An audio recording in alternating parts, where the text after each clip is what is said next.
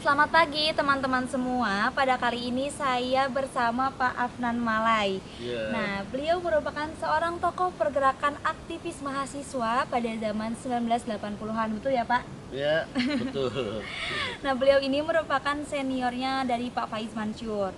Kemudian beliau juga banyak mengenal pengurus Odesa karena Pak Afnan ini juga merupakan seorang wartawan. Dulu. Kemudian selain itu Pak Afnan juga dikenal sebagai penulis dan penyair, betul ya Pak? Kali Iya. itu karena sudah banyak karya-karya yang diterbitkan. Nah, pada kali ini saya membawakan salah satu karyanya. Yang terbaru ini. Ya, ini yang terbaru teman-teman, berjudul Buku Fiksi Mulyono. Di sini kata pengantarnya oleh Pak Rocky Gerung dan kata penutupnya oleh Pak Denny JA yang sayangnya kita tahu beliau juga merupakan seorang yang terkenal ya. Seperti itu. Terima kasih Pak. Nanti akan saya baca bukunya. Iya, itu Desember itu. Desember Desember. 2024. Wah, masih terbaru ya ini. Terima kasih Pak Afnan bukunya. Ya, dibaca ya. Siapa? Oke, pada pagi ini beliau bersama saya di Odesa untuk yang kesekian kalinya. Nah, oleh karena itu saya mau memanfaatkan waktu untuk berbincang sebentar, boleh ya Pak? Oleh tentang apa nih? Oke, tentang ini Pak. Kan tadi Bapak disebutkan Bapak merupakan seorang penulis dan penyair, jadi ya tidak jauh-jauh dari sana gitu Pak. Oke. Oke, baik. Yang pertama ya Pak, menurut Pak Afnan, apa gunanya sastra untuk kita Pak, terutama untuk mahasiswa? Lalu kemudian apa resikonya jika kita tidak mengenal tentang sastra ini? Eh, Kalau secara umum kan orang bilang ya, karya seni umumnya dan sastra itu kan menghaluskan budi. Iya betul Pak. Nah, menghaluskan budi itu banyak ininya. Kita dengan membaca sastra, apalagi kalau kita bisa menuliskannya kan banyak ya, ada prosa, ada puisi. Kalau puisi itu kan sebetulnya bagi saya itu adalah alat reflektif. Jadi kenapa puisi perlu? Puisi ini melakukan evaluasi sifatnya reflektif tentang apa yang dikerjakan, apa yang terutama yang dikerjakan secara secara luas ya, seperti buku puisi saya, buku fiksi Mulyono. Nah itu kan sebetulnya kita mengevaluasi sifatnya reflektif atas apa yang sudah dilakukan oleh pemerintah kita. Jadi kita mengkritisi tapi secara reflektif. Artinya apa? Kita merenung untuk sebuah pekerjaan yang dilakukan, yang kita lakukan, kita nanti melihat pekerjaan itu dari sisi mana? Dari sisi apa yang bisa kita kritisi, apa yang bisa kita evaluasi untuk memperbaiki. Jadi bukan seperti orang sekarang bilang nyinyir. Sebagai Iya, warga betul, Pak. negara, sebagai warga negara kita harus nyinyir. Iya, harus mengkritisi. Iya, Betul, Pak, betul. iya. Jadi di situ perlunya sastra. Jadi kalau kita membaca sastra, kita membaca peradaban bangsa kita dalam bentuk yang sebetulnya tidak rumit. Tinggal kita ini apa maksudnya, ini apa maksudnya gitu aja. Ini Pak, setahu saya karya sastra itu kan banyak jenisnya. Iya. Lalu apa saja yang harus dipelajari bagi saya, terutama saya kalangan mahasiswa gitu Pak? Ya sembarang jenisnya paling tidak kita menjadi pembaca yang baik dulu lah. Kita menyukai karya sastra kan banyak, seperti misalnya ada puisinya Rendra itu kan juga dia memberikan ini loh, ternyata perjalanan bangsa kita dulu ada Pramudia Anantatur, dia menceritakan itu bahan apa? Bahan merefleksi itu loh ya.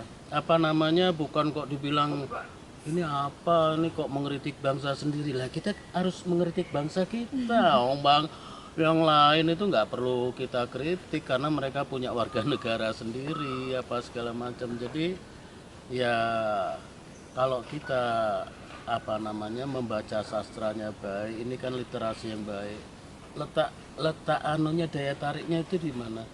Ini kan kalau misalnya kamu Iya. membaca buku ilmiah secara sederhana, menariknya di mana? Tapi kalau kamu baca karya sastra, kamu Oh, iya. itu kan ada potret tentang tetangga kamu, ada cerita tentang teman kamu, nah itu diluaskan, ada cerita tentang bangsamu. Jadi kita, oh baru segini anunya kita, baru segini apanya kita, perjalanan kita ini harusnya begini, harusnya begitu. Nah, itu sastra merefleksikan itu. Oh, oke, baik Bapak. Nah, kita itu sekarang ya Pak sedang ada di kebun yang ini banyak bibitnya ya Pak. Iya. Kemarin kita baru saja kedatangan 3.000 bibit untuk Iya. acara nanti. Nah, kemudian kita juga sedang bersama para petani yang lagi Iya. membantu pindah-pindahkan bibit. Iya. Nah, sekarang keterkaitan antara sastra dengan pertanian dan kemiskinan gitu Pak. Apa sih relevansinya sastra dengan pertanian juga kemiskinan seperti itu? Iya kan tadi merefleksi ya, kita bilang kita bangsa yang kata anunya tuh ijo royo royo, maksudnya ijo royo royo itu ya sumber kemakmuran pertanian. Kan kita memang lahan pertanian pertanian itu kan basis kita di luar laut ya. Iya. Nah ini kan sebetulnya yang coba sekarang kita temukan, kita membayangkan pertanian gitu, kita mimpi swasembada tapi semua banyak impor, kita buah-buahan apa segala macam. Nah ternyata ketika saya sendiri melihat di Odesa ini kan pertanian kita itu kan bahan baku, maksudnya lahannya segala macamnya itu kan potensi, tapi sebetulnya pertanian kita itu betul-betul digarap nggak sih, betul-betul dikerjakan nggak sih, betul-betul itu kan ternyata ya enggak. Jadi kalau secara khusus apa namanya puisi, sastra apa segala macam banyak yang udah ditulis tentang, ya paling enggak kalau kan orang bilang puisi-puisi itu kok skeptis, kok pesimis, ya biar orang jadi tidak skeptis, jadi optimis. Misalnya sekarang Odesa, ini kan banyak gunung-gunung yang atau tanah-tanah pertanian milik petani yang mereka nggak punya bibit, nggak punya apa, nggak digarap. Nah itu kan misalnya penyair cerita tentang tanah airnya kaya, tapi kok di mana-mana meranggas, di mana-mana. Nah itu kan itu mengajak. Jadi kalau penyair apa itu kan puisi-puisinya bicara tentang tumbuh, Iya. tapi dengan cara sebaliknya kok semakin gersang kehidupan kita, apa kita segala macam. Apa pandangan Pak Afnan dengan dunia pertanian terkait dengan bangsa Indonesia? Ya kurang lebih sama kayaknya tadi. Ya kita ini kaya ya, tapi kan ternyata kita lapar. Iya betul banget Pak. Iya, Karena jadi masih banyak masyarakat miskin juga. iya, nah jangan sampai pertanian kita itu hanya sekadar jadi slogan politik. Oh iya betul banget karena banyak ya Pak, banyak banget Iya, sekarang. karena semua kita ini kan mayoritas dihidupi dan dari pertanian, tapi sebetulnya pertanian kita itu benar nggak sih? Saya dulu pernah di Kementerian Pertanian ya. Saya pernah ke Belanda, di sana orang luasnya itu cuman pabrik, tapi kan yang pakai tanaman hidroponik apa segala macam iya. itu sampai ekspor loh mereka. Sementara kita kan wah luasnya minta ampun. Luas banget ya. Nah, maksudnya pertanian kita itu sebetulnya potensi atau memang udah sesuatu yang real gitu. Ternyata kan belum. Jadi ya saya sih menganggap apa ya, jangan sampai pertanian kita itu, saya pernah ke Milan. Di sana apa namanya kita melihat pertaniannya. Apa tanggapan orang Thailand? Kami heran, Indonesia itu guru pertanian kami. Kan zaman dulu kan Belanda ya bikin apa namanya di Bogor apa segala macam. Nah, kenapa kalian hari ini setelah kami belajar lama dari Indonesia, kalian malah ke sini mau tahu tentang pertanian. Mereka ketawa tapi kita yang mendengar kan jadi sedih. Iya betul banget. Heeh.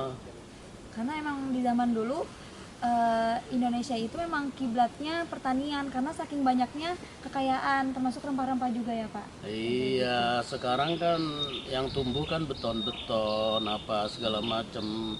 Orang kalau ngelihat tanah bayangannya mau jadi rumah, ya kita butuh rumah, tapi kan jangan apa namanya merusak pertanian kita, lahan kita.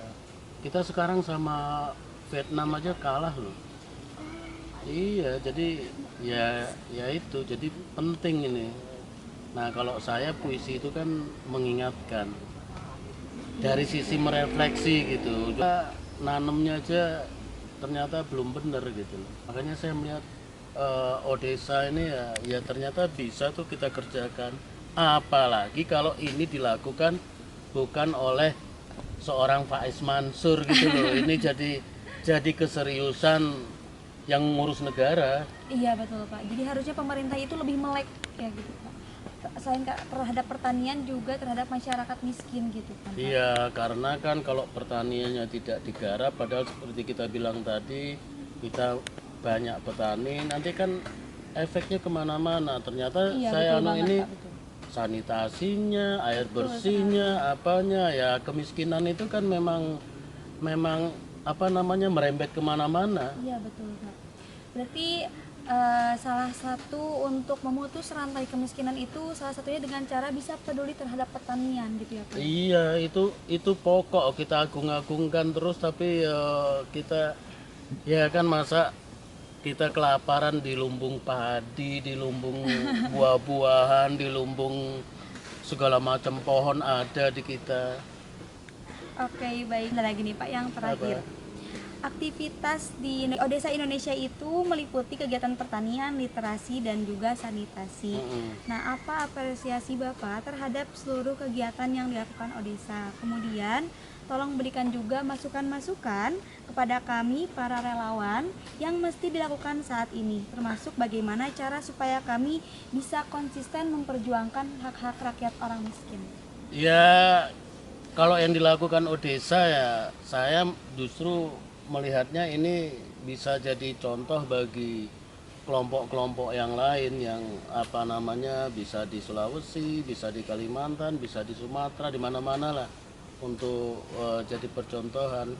Kalau saya sih sederhananya bagi teman-teman yang saya salut ya sama kalian, tapi ini kan apa namanya kalian juga bisa mengambil banyak gitu loh dari pelajaran langsung nyemplung ke lahan pertanian yang rusak-rusak itu.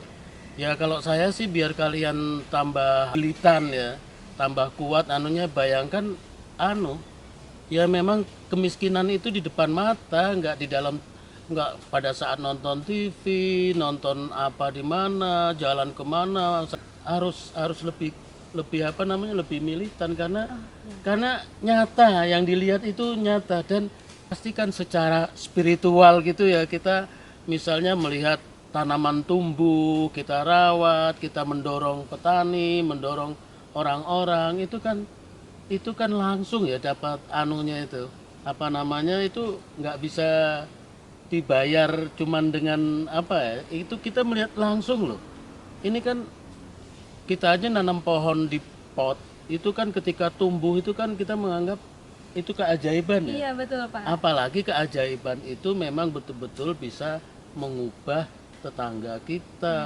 keluarga kita, orang kampung kita. Ya dimulai ini secara ini udah bukan isu kecil-kecilan lagi. Ini sangat serius saya kira melihat. Makanya saya sebetulnya ketika ngobrol dengan Pak Faiz saya kaget juga ternyata dia bisa menggerakkan kalian-kalian itu dan kalian beruntung di tempat kalian itu ada orang seperti Faiz Mansur. Iya, kalau menurut saya pribadi ya Pak sebagai mahasiswa juga benar saya juga sangat merasa beruntung karena memang daripada hanya mempelajari teori, Iya. saya juga mempelajari praktik langsung. Gitu. Iya, lah itu kemewahan yang nggak didapatkan oleh mahasiswa-mahasiswa di tempat lain. Iya betul. Apalagi saya pribadi itu sebagai relawan sekolah Samin, jadi mengajar tiap hari Sabtu Minggu ke anak-anak petani yang ada di kampung-kampung. Karena banyak menemukan kasus bahwasanya mereka itu sudah memasuki usia kelas SD 3 sampai 4, tapi terkait baca dan menulisnya itu masih kurang gitu Pak. Jadi benar-benar praktiknya tuh benar ada, dan dari situ Nyata, muncul ya? kepedulian gitu, kayak wah saya gak bisa nih untuk terus berdiam diri melihat ternyata masih banyak anak-anak yang membutuhkan pendidikan. Itu kalau dari segi pendidikannya. Ini kan harus kita sebarkan ya. Saya juga misalnya secara enteng-entengan dengan anak saya cerita bahwa di Bandung ada begini begitu. Ya dalam rangka menularkan, memang kita harus kepala kita harus pusing. Kalau nggak pusing kan kita nggak tahu nih, ternyata saya juga ini kan deket banget dengan ibu kota. Iya, betul, Iya, dengan Pak. Bandung yang dulu di sana kan ada Asia Afrika itu. Betul. Kita ingin terbebas dari ini, ingin segala macam gitu ya. Jadi kan ini ironi. Apalagi kalau kita kan selalu ya, mahasiswa-mahasiswa itu menganggap wah, itu di luar Jawa itu masih banyak. Nggak usah jauh-jauh, ternyata di dekat kekuasaan juga masih terabaikan. Karena itu saya sangat kagum sama kalian-kalian. Jadi ini ditularkan ya, misalnya mereka tidak tidak bisa terlibat di Odesa, mungkin kecil-kecilan di kampungnya, di tempat dia tinggal itu, ini harus dirawat. Iya betul Pak. Mm-mm. Oke, baik. Terima kasih Bapak Terima kasih. atas waktunya dan juga perbincangannya yang menurut saya daging banget sih ini. Aduh. Biar menyadarkan teman-teman semua, terutama jiwa-jiwa muda yang jangan mager-mageran, jangan malas-malasan. Ayo tumbuhkan rasa kepedulian, bangun, lihatlah sekitar, gimana caranya kita harus memiliki kepekaan terhadap masyarakat seperti itu. Iya, jadi kawan-kawan muda itu jangan melihat tahu republiknya sakit tapi dia tidak mencoba mengobati dari hal-hal yang mungkin sederhana, Betul kecil, sekali. tapi itu akan baik Iya. hasilnya. Oke, baik. Terima kasih Pak Afnan Malai atas Terima waktu dan kasih. perbincangannya. Iya. Sekian dari kita. Terima kasih.